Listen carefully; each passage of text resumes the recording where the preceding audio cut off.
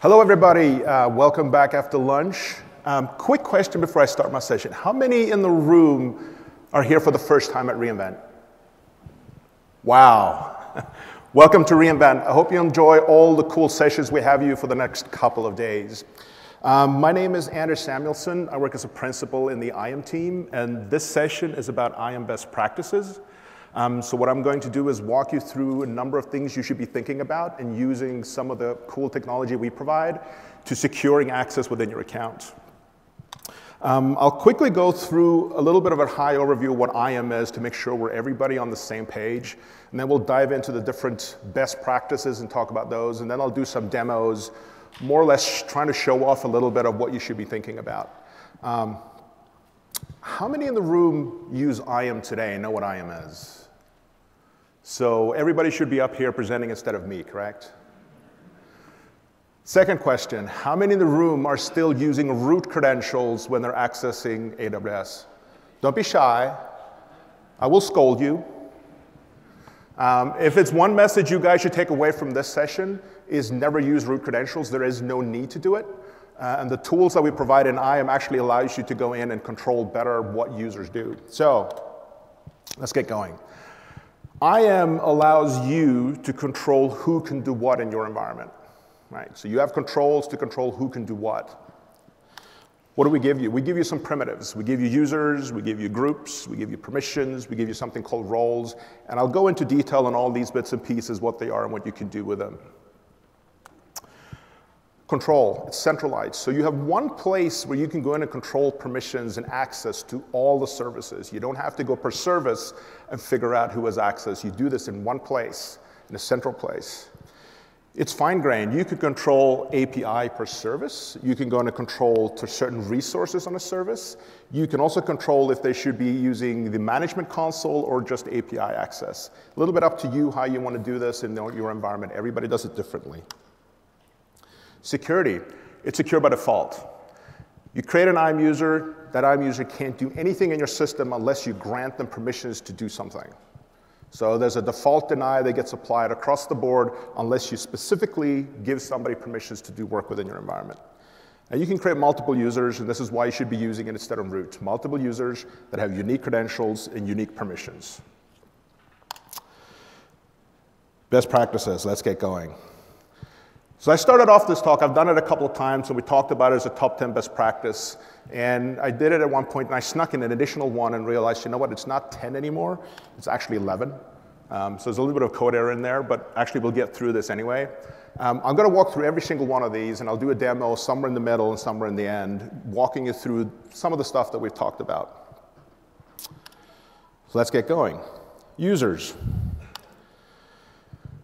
Why should you create individual users? Well, if everybody's using root in your company, that means you have no tracking of who's doing what, and you really have no control. The reason for creating individual users is that you have control.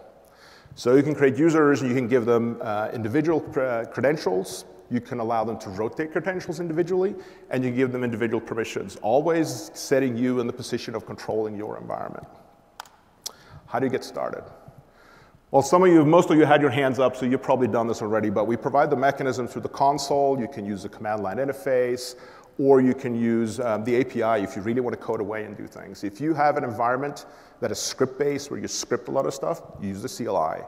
If you're more used to something that is point and click, you use the console. Permissions. So we created a user, usually can't do anything. We need to give them permissions. And you should always look at giving the least permissions. Going in and giving a user permissions to do everything doesn't really make any sense. You haven't done really anything to secure your environment. So only grant least privilege, which means don't give the user more permissions that actually is needed for them to do their job. It's always easier to relax than to tighten up.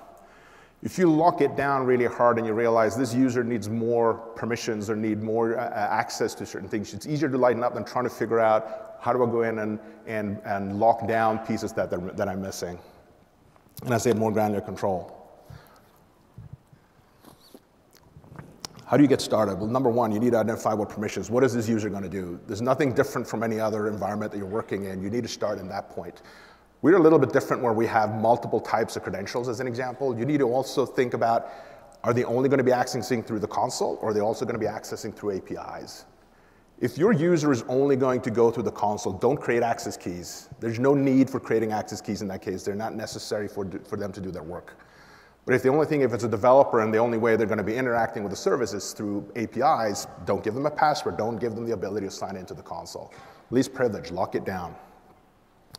Avoid assigning a star policy. Yes, you will have a number of users that have star that can go in and do everything in there. But those should be a very small set of users, and it should be fairly locked down. And I'm get into a little bit later about how you can lock them down a little bit more. Use policy templates. We have a list of policy templates for every service. Every service, there's at least 2 policy templates to pick from as a starting point. Take those to start with, and then customize them so they work in your environment. Every service has 2 templates, as I said. There's a full control and there's a read-only. Use those, start off, and then lock down. If you want to give access to an S3 bucket specifically, start with a big policy and lock it down. Important. Permissions do not apply to root. There is no way for you to control what root can and cannot do in your environment. Right? So going in and setting permissions on IAM users, and then you have a bunch of other users that are using root, you sort of like defeated the purpose of using access control. That's one of the reasons why you should not be using root anymore. There are some seats up here as well. We started early. Come on in. Root does not allow you to go in and control any kind of permissions, and that's one of the big reasons why you should not be using root. Use IAM users instead. Now we have users and we have permissions. Now going in and managing permissions on a per individual user is going to be a management nightmare after a while, because you need to figure out who is what. That's why we give you groups. So it's really primitives that exist in any computing environments: users, permissions, and groups. And groups is more of a management convenience. It allows you to group together a number of users and give them the same permissions. And if you want to change permissions for those users, you do it in one place instead of having to touch each user, right? It's easier to reassign permissions, move users between groups, and it gives you more flexibility with regards to management. The same thing here. I'm not going to go through the details here, but you use the IAM console. It's very easy to set it up. Start off by mapping whatever business function you have, figure out what their permissions are, assign them to the group, and just move your users in the group. Also makes it easier for later on if you want to change a user when they're changing a role from one role to another, and they should lose certain access but gain certain access, just move them in between. So the 3 things that I just talked about, users, permissions, and groups, are 3 of the core primitives that we provide. And you could use those and you'll do fine. You don't need more details. We give you additional pieces where you can lock down even further. These are conditions. So when you create a permission, you can put additional conditions on them, basically saying, under these conditions, they get access. Right? It allows more granularity. It allows more control. You can do it for all services. There is no difference. The only difference is some services only support the AWS-wide conditions. Some services have service-specific conditions. You have to look up per service to know which ones to use. I put up here that says use conditions where applicable. Now, conditions are an interesting one where people might go crazy and try to use this as much as they can. And this is where you need to have a little bit of a judgment and figure out the security versus usability. You can create an environment where it becomes very hard for a user to do their work, but you're extremely secure because it's certain conditions that need to be fulfilled for them to get access. But the user's going to get really frustrated, which means security and usability now are very far apart. And I'll give you an example. Here's a list of conditions, and I'm not going to go into details, but it shows you some of the conditions you can set in policies. You can require that they've authenticated through MFA. You can require that they come in over a secure transport like SSL. They can only get access as long as they come from a specific source IP range, like your enterprise network. And the last one I have in the corner is they can only do things if a certain tag is attached to the resource. Now, what you can do is you can take all these and combine them into one big statement. So an example, you go say, Anders cannot terminate instances unless he's authenticated with an MFA and comes in over SSL and comes from a specific source IP range. And by the way, the instance has to be tagged with environment equals to dev. As I said, you've now narrowed down the permissions very, very, very narrow with what Anders can do. But you also said, think about a little bit what kind of usability is for the user. But you have the flexibility. It's some of the knobs that we give you. Auditing. We created users. We're giving them permissions. We've controlled all this stuff. Now we want to know, what have they actually done? Now this is where auditing comes in. And there's a service called CloudTrail. And if you're not using it today, you should be using it when you leave. And it's very easy to set up. So CloudTrail gives you an activity log of all API calls that happen from a service within your account, right? And it writes it to an S3 bucket that you dedicate. If you have multiple accounts, you can actually write all those logs into one single S3 bucket, and then with IAM and controlling permissions, you control who can read that content of that bucket. And now you have audit logs that only a small set of people get access to. It's very easy to set up. As I said, you have an S3 bucket that you pick. Either you create one or you pick one that you already have.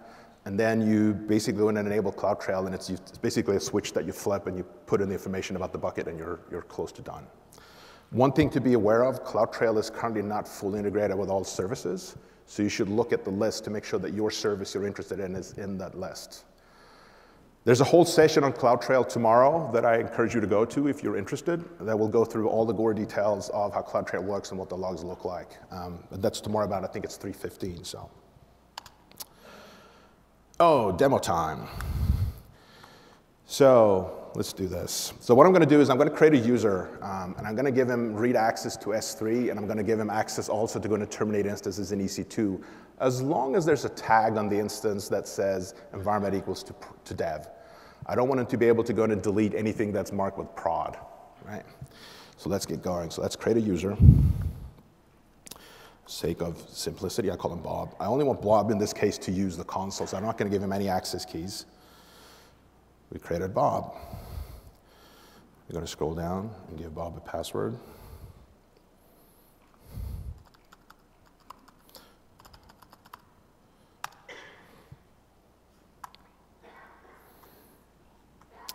And I'm going to be switching back and forth between browsers so I can stay in the individual sessions. So let's sign in as Bob. And go to the S3 console, and pretty quickly you're going to see in this case that he doesn't have access. He's going to get an access denied because I didn't give him any permissions at all. I just created Bob and gave him a password. Can't do anything, right? So let's go back and let's create a group that we call S3 read. And here are all the policy templates I talked about, and it's a long list. So it's pretty much what you want to pick, what you want to have as a starting point. And as I said, we're going to do S3 read only. So let's do this. We pick S3 and we're done. So I now set up a group. If I pick this and I do a show policy, you'll see it's a read only policy. I'm going to add user to group. We got Bob. He's now added. And let's go back to this console. So now we've added the permissions to Bob. You should now have read access to the console. To the S3 console, and being able to do whatever, read data out of the bucket that I provided him. And here you see the list of buckets that are available. And if I pick this bucket and I try to go and delete it, it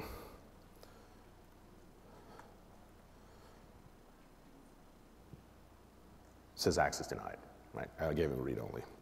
The other thing I wanted to show, as I said, part of was the condition piece where we actually have give Bob the ability of going in and controlling EC2 instances. So I'm adding to an existing group to make life a little bit easier. And let's show the policy. So there's a bunch of stuff that's going on in this policy. This piece basically gives him access to the EC2 console. It doesn't have all the permissions, but so he just basically use the console and walk around and list instances. This one specifically says deny. Like anytime I try this, he tries to do anything with a instance that has the tag environment equals to prod, he's going to get an access denied. And the last one is do and allow if the tag instead is equals to dev. So we set that up. Bob is in the group. Let's go back to Bob again, and let's go to EC2. This is more of like showing how you actually use conditions, how you set it up, and how granular you can become. And you see this doesn't have all the access, but I've given him enough so he can go in and look at instances. And we will see there are two instances running. One says dev and prod. So if we check the prod one and look at tags, there's one that says environment equals to prod. There's another one here. Same thing, environment equals to dev. So let's take the prod one and see if we can terminate it. And I get an access denied. Can't do anything with this instance at all because of the tag that's set on it. On the other hand, if I pick the dev one and I go to terminate, It now terminates the instance for me. So you have the ability to control it. And through tags in EC2, you can sort of like create these virtual groups of resources and control access instead, saying is, you know what, Anders has access to the things that are environment equals to dev. And it could be instances, security groups, et cetera, anything that you can go in and tag. Right. That's a quick demo, so let's get back to the presentation and continue. So what we've covered now in the first set of slides is really how to manage users and permissions, right? What a user is and what they can do in the system. The other piece to think about from a best practice purpose is, well, how do they authenticate? What are the credentials they're using? And also making sure that you're rotating those on a regular basis. So one of the things we've provided lately is more features regarding how you're going to configure passwords and password policies, right? You can pretty much go and configure it to what your corporate policy is. Complexity, when do they expire, basically forcing a reset of password from the user. You can go in and control the reuse. We'll remember the last 10, you can't use the last 10 or whatever the number is that you pick. And configure that down so you have the control, and now you get the automatic credential rotation on passwords, right? You should go in and configure this. If you haven't done it, go and do it. It's all in place right now. Important thing as well, once again, I'm getting back to the use of root. Password policy does not apply to root. It only applies to IAM users. Yet another reason for not using root in your environment, basically locking it away and never touching it again. Access key rotation, I started touching on this, and this is where we're getting into the differences between AWS and other operating environments where a user has multiple credentials. If you log into a Windows box or a Mac box, it's sort of like one set of credentials, it's a password. Right? So that's sort of like what you deal with. Here you've got passwords, you've got access keys that you have to deal with, and they should be treated the same way. They should be rotated in the same way on a regular basis. Right? But there's things to think about in the two cases. There are some tools that you should be using to look at this. We've given you a credential report that you can download, and it will tell you a list of all the users and all the credentials associated with the users and when they last were rotated. So it's a way for you to go in and check and see what's the status of my environment. The IAM console also logs and actually shows you now the last time a user signed in with a password.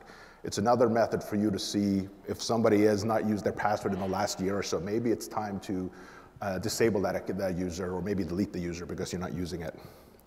You need to grant the user permissions to rotate their credentials. It's just an important thing. And people are like, why? Well, least privilege. You have to give them permissions to do what you want them to do in your account.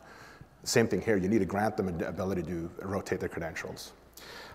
I got something done here that says IAM roles for EC2 that I'll talk about a little bit later, but it's a technology that gives you credentials distributed out to EC2 instances that your application can use to talk to other AWS services. And here we actually do automatic credential rotation, and we do it several times a day. And I'll get into that a little bit later in the later slides. So how do we go and enable rotation? Well, this is a simple policy that goes in and says, allow this user to go in and change his own password. What you see there that's circled is something we call a policy variable. And I'm not going to explain what that is in more detail. I instead encourage you to go to a session tomorrow that will go through all the details of how you write a policy, and we'll talk about this. It's called Mastering Access Policies, and it's tomorrow afternoon. But you can take this policy, assign it to a group, and put all your users in that group, and they will only be able to manage their own credentials. That's the beauty of using policy variables, right? So this is one way of doing it. The other one is you set a password policy. I'll show this later in the page, but when you set the password policy, through a simple checkbox, you can set this permission as well across the board for all your users, so you don't have to create the policy. But just showing you there's two ways of doing it. Access keys is very similar. It's a policy that has a lot of things in there they have to go set up, so you give users permissions to rotate their credentials. It looks pretty much the same. You have create access key, delete key, et cetera, and you have the username in there. However, the key thing here, not being no pun intended, is that you actually have to take steps when you're rotating. You can't just delete a key and get rid of it and then think everything's going to work. There's really 5 steps, and I quickly just walk through them. Like while you have the old key active, go in on that user and create a new key. So every user in the system can have 2 access keys active at any given time. So you create a new key, so you now have 2 active keys on the principal. Take the new keys and update all your applications to use that new key instead of the old key. Go back to your console and take the old key and make it inactive. Don't delete it, just make it inactive. And the reason for this is you can now test and see if everything's working fine. Usually if you're like me, you're gonna miss 1 or 2 applications just because it's something that's never ever used that often and you have to go in and update it, right? So make sure that if you find one of those, just activate the key again so the application keep running, update it somewhere else so you get the new key and then deploy that application. Go back, inactivate again and try it out. And once you see there is no problem, go back and delete the key. Don't leave it inactive, actually delete the key. There are reasons for doing that is you might have people that come back after you that are not aware of why it's inactive and think it's by mistake and they will activate it and now suddenly you have credentials that are roaming around, right? Another credential that we have is MFA. So how many in the room have assigned an MFA to their root account? Hands up. About half. The rest of you, when you get home, put MFA on your root account. It's important. It's an additional set of protecting your environment. It's an additional credential that's required for somebody to be authenticated. And we strongly recommend you set this up for privileged users, and the root principle is one privileged user. Right? It's a supplement to whenever you're using a username, password, or access keys, so you can control down to a specific API and a specific resource that the MFA is required. An example would be, the way it's a privileged action would be, I won't allow you to terminate instances that are environment equals to prod unless you've authenticated with MFA, right? An additional set of protecting your data within your account. What do you have to do? Well, you have to pick what kind of MFA you want your user to have, and there's 2 types. There's the virtual MFA, which essentially, it's a smartphone. It's an app on a smartphone you download. You can use Google Authenticate or whatever app that you actually think is appropriate that works for you. Or you can use a hardware MFA. There's 2 types. There's a little bit of a token and there's a credit card size. And Gemalto is the manufacturer of this. If you want to see what they look like, they're actually down in the exhibition hall and they have both keys so you can actually go and take a peek at them. Once this is done, the way you set it up is actually do it in the console. So you go into the console for each user, set it up that you believe it's necessary that you want to have it. So for a user, there's 3 set of credentials you can set up: passwords, access keys, and MFA. And you need to figure out which one you want to use in what condition, right? Sharing. This is one of the more important best practices that I'm going to be talking about today, and that is never, ever, ever share data into your account by giving somebody credentials, right? You should be using roles. Roles is created explicitly for this. If you share credentials, you actually don't know on the other end where they're taking off. It could be sent off to somebody else that you have no idea who it is. By using roles, you stay in control. And you actually get to the point where you can send the information in email because you're not sending any secrets, right? Benefit is you're not sharing any security credentials.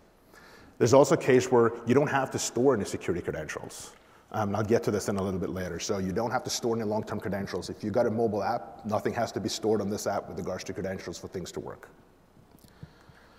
It's easy to break a relationship. If you've got credentials floating around, it's always hard because maybe the credentials are also used by somebody within your company, and now deleting those credentials might break a bunch of stuff, which is weird.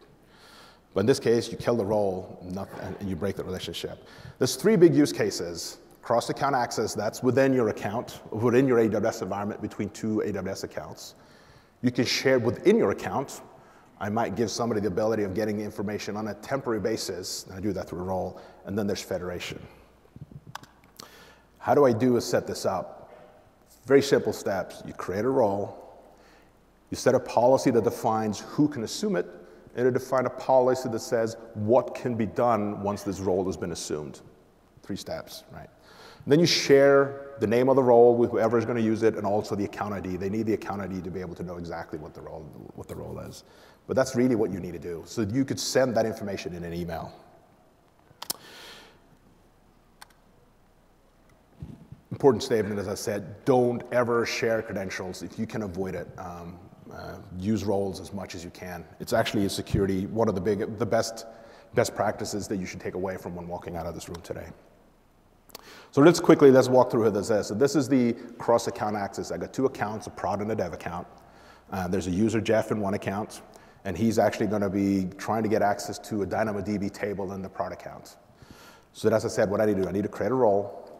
On the role, I need to define a policy that says users in the dev account can assume this role.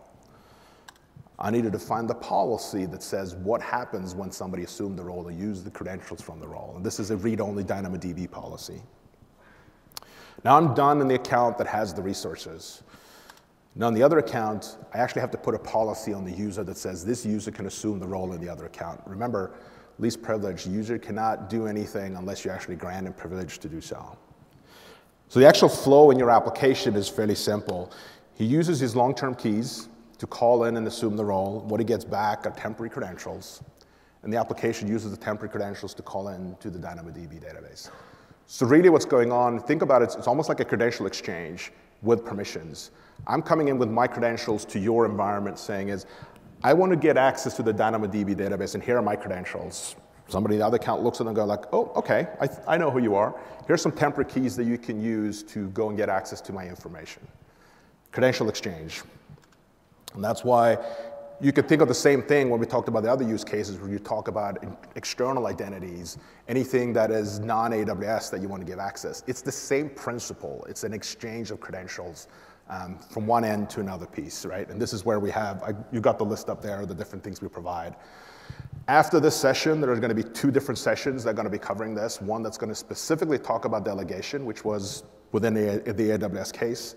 And then there's another session that's going to dive very deep into federation, where we talk about external identity providers such as SAML and OpenID, et cetera. Those two sessions are going to be in this room as well directly after this session. So if you're interested in that, you should stay here and listen to those sessions.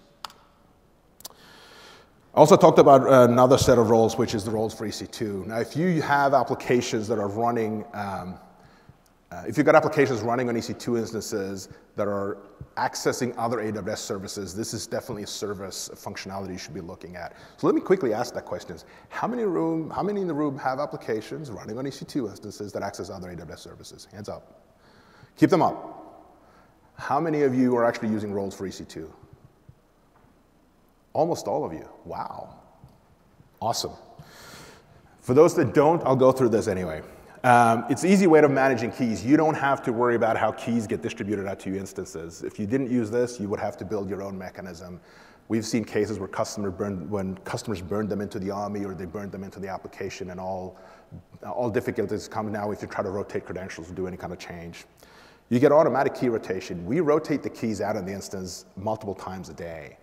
And one of the key things is that both the SDK and the CLI, they're fully integrated with the roles functionality. So if you use the SDK in your application, all that key rotation is totally transparent. You don't have to worry about it at all. That will be handled for you, which means you can now build an application, don't have to worry about the keys are stored. And the least privilege is, once again, you define the permissions on the role of what can be done, which means you're actually defining what the applications on the instance can do, not what the instance can do. And now you can actually lock down, same thing again. Well, this application can only read from a specific S3 bucket as an example. Very similar case where we talked about roles for sharing. Simple to get started. You basically create a role. You assign what permissions your application should have in order to do its job. You launch the instance with a role, and then you're sort of like done. Then you just need to get your application on top of it. If you're not using the SDK, you have to build your own mechanism to pick up whenever the keys are going to expire. But we provide you with the data so you can actually monitor that yourself and then just call up and get those credentials. Demo. So part of what I wanted to show to start with was, as I talked about the password policy and going a little bit about trying to focus a demo on credential rotation in a sense. So this is what the password policy environment looks like. So you can go in and set all the complexities or the requirements on a password, like it has the alphanumeric character, et cetera, et cetera. This is the button, checkbox I talked about, where you actually allow the user to go in and change their own password. You check this, you don't have to put a policy on the users to allow them to do it. It's basically done for you. I put an expiration in mine saying every 90 days, the password needs to be updated, need to be changed. And you can go in and prevent password reuse. I haven't set it in this case, but this is where you can go in and set a number, you see, from 1 to 24. So if you want, you can actually say, remember the 24 last passwords. All right. What I'm going to show instead, real quick, is I talked about going in and setting up so that a user has to go in and change his password on next sign-in, because this is something that we just recently added. So if we go back to Bob in this case, let's sign him out.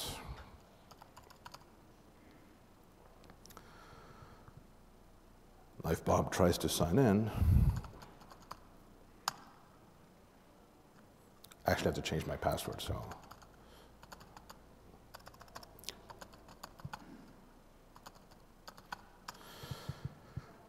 So this is the same thing as you have within your enterprise, where you normally don't want the admin to know any kind of secrets for a user. This gives you that opportunity. So whenever you create a new user, make sure to check that box and say they have to change their password the next time they sign in. That way, you won't know their password, even though you set up the initial password. This is a way of protecting yourself and your environment with what you're doing. Now, rotating credentials, I talked about access keys. Oh, sorry, reading picture. Let's go back to users. Let's pick Anders in this case. So if we look at Anders, he's got one access key. So this is where I say, what if I want to rotate this key? I actually have to go and create access keys. Now, important thing is here, like creating access keys is one click, but don't forget to download it. If you miss downloading, there is no way of getting the secret part of the access key pair back. You can't query or call an API to get it. It's the same thing as with password. It's a secret. Right? So if you lose the secret part of your access key pair, you have to create a new access key. Right? Very, very important thing to remember. So let's say I just do, and the way you get it is you get an Excel file that you can go and look at. And I'm not going to open this up because people are going to take a picture of the access key real quick. So they actually do. So now I have 2 active access keys. As I said, now go in and change out your applications. Now you can select to do inactive. It's a very simple click. And while setting it inactive just means I can't use those keys, but it's still there in the system. And once I've done, I tested it out, I basically call delete, and the key's not gone, and I see I have the old key, right? So remember those 4 steps. There's a transition period where you're going to have 2 keys, and instead of deleting them, make it inactive, and you can delete it later when you know that it actually is safe to do so. And the last thing I was going to show is roles for EC2 here. So the way you do this is you go and create a role. I'll call it test just for simplicity. And this is where I select what type of role it is. And it's a service role, so it's a role for EC2. Next step is I need to pick a policy. And I'm going to pick a read-only policy in this case. And I'm going to click next step. Very simple clicks. I'm done. Right? Now I've basically got a role in place that I can go and use. So how do I use this? Well, I go back to EC2.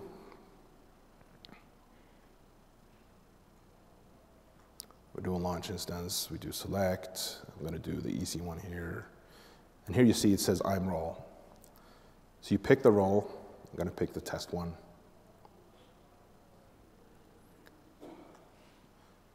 I'm quickly clicking through this because I don't want to go through the details of it in a sense. And now, anything else you saw that I clicked on is just EC2, has nothing to do with IAM. The only thing that was IAM related was me selecting a role.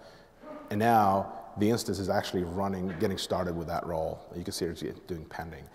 Now, for sake of simplicity and for this demo, I'm actually going to sign into a different instance, the prod one, that has been started with a role.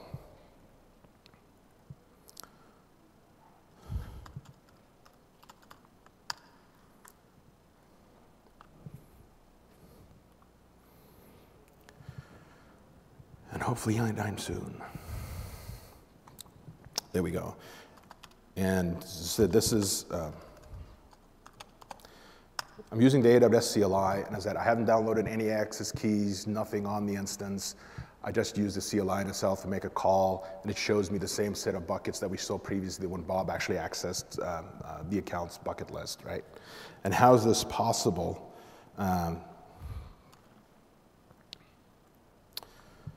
So where the keys information is stored is in the EC2 service, metadata service on each instance. And this is all the information that you have. You got the access key, you got the secret access key. Yes, people will take picture of this as well. You got the token.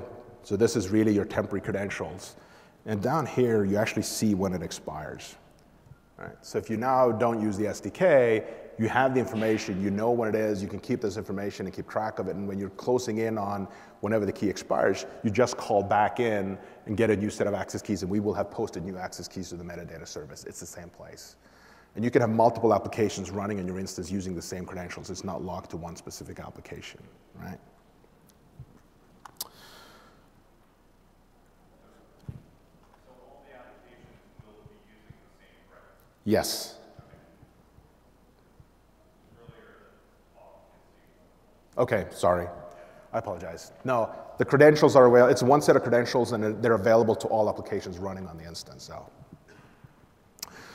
So we quickly walk through the EC2. We walk through that use case where we show how do you go in and manage credentials, how to deal with credentials, rotating credentials, and previously we talked about managing users and permissions. Now, what all this rolls up to is the number 10 best practice, which gets to the one that I've been using over and over again, is do not use root. There is no reason for you to use root within AWS today. If you are, you should go back home and you should eliminate it, get rid of it, lock it away. Make sure you go in and change the password, change it to something long. Remember, there's no password policy. Get rid of the access keys. Make sure that the access keys are not used by some application. You have to test and validate that first, because those are cases where we've seen customers have gone in and taken away access keys to go in and they believe things work, but they don't. You should also put an MFA device on it. Don't put a software MFA device. Put a hardware MFA device and lock it away in a safe. There might be a case where you have done something that you have to get out of. The only way to get out of it is root, heaven forbid. Then you have to get back to it, but lock it away in a safe and never use it again, right? Never use it again. I will take questions afterwards. I want to get through this, sorry. So this is the set of best practices that we were covering in a sense, right? And really, as I said, it's two groups. There's users and permissions. How do you manage users and permissions? What can they do in your system? And you can go from being fairly broad to being very, very, very, very granular on what they can go in and do. And you need to figure out what the best scale is that works in your environment. The other piece has to do with credentials. Now remember, reiterating, we're a little bit different from other environments where you actually have 3 credentials you can play around with for a user. There's passwords, there's access keys, and you also have the MFA device. And each one has their own way of management, but you can all use all 3 to go in and configure and control your environment. And the last one was root. Don't use root in your environment. Again, I'm going to keep reiterating that. If there's 2 best practices you should remember when you walk out of here, one is do not use root, and the second one is do not share credentials. Do not share credentials if you're sharing data in your user role instead. Those are the 2 most important ones that I want you to remember. Additional resources, we're getting to the end. Here's a bunch of detailed pages. There's a forum, etc. There's a security blog. Out of curiosity, how many people here know about the AWS security blog? Hands up. Okay. For those that don't, I strongly encourage you to go and look at it. There's a lot of pretty good articles in there that are very detailed, and they will go into very specific use cases, such as how do I set up S3 bucket policies, or how do I use roles in an environment where I'm sharing information, et cetera, et cetera. And they go into much more details than I have. Just continuing down the list as well, there's a CloudTrail detailed page, but I encourage you to go to the session tomorrow.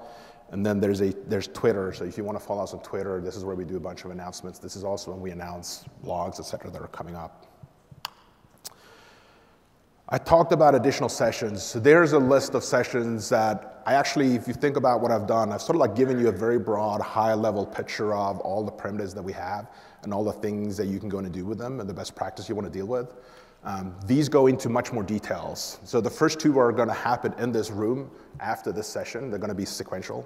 And they talk about delegating within your environment and also federating. You're bringing in external identities. The mastering access control policies goes into detail about what the structure of a policy and what you can and cannot do. And it will show you much more details on how you create a policy for very specific use cases. There's one on CloudTrail. And the last one I put in there is something that we call, it's a service called Cognito. So if you're developing applications to run on a mobile phone, you should definitely go to that session. And this is where you're using social networking identities to give them access within your environment. Basically federating in, if somebody has a Google identity or a Facebook identity or login by Amazon, you can actually set them up so that you don't have to deal anything with any access keys on your application.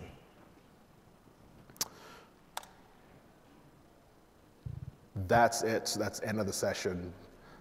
What I would encourage you guys, I would like you to do is fill out the survey form so we can improve this. And when you're leaving, there's going to be people standing outside giving out these plastic cards. They actually have all the best practices that I just talked about as a reminder. Thank you very much.